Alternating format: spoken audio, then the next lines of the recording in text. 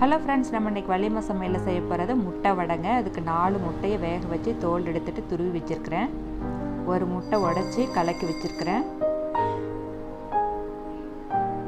ஒரு பெரிய வெங்காயம் கட் பண்ணி வச்சுருக்கேன். 1 ஸ்பூன் மிளகாய் பொடி,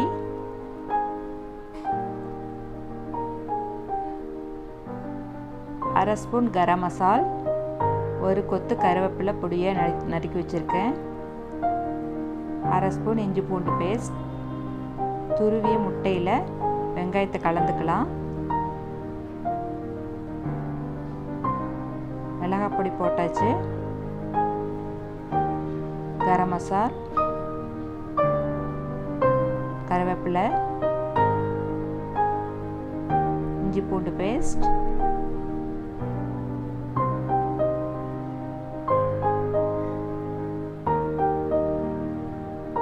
ஒரு ஸ்பூன் அரிசி மாவு,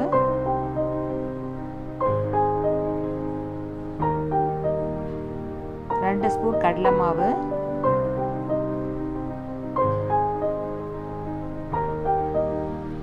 தேவையான அளவு உப்பு,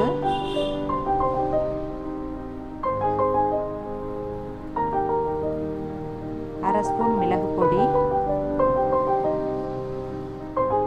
எல்லாத்தையுமே நல்லா கலந்து விட்டுறலாம்.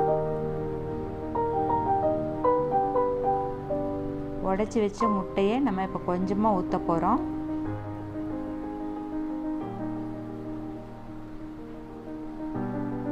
நல்லா கலந்து விட்டுக்கலாம். வடை தட்டுற பதத்துக்கு இருக்கணும். கடாயில் எண்ணெய் வச்சிடலாம், சூடாகட்டும்.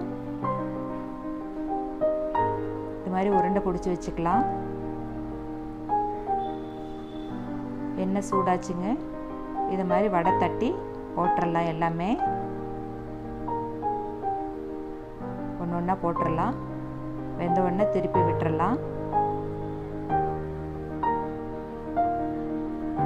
நம்மளோட முட்டை வடை ரெடி ஆயிடுச்சுங்க.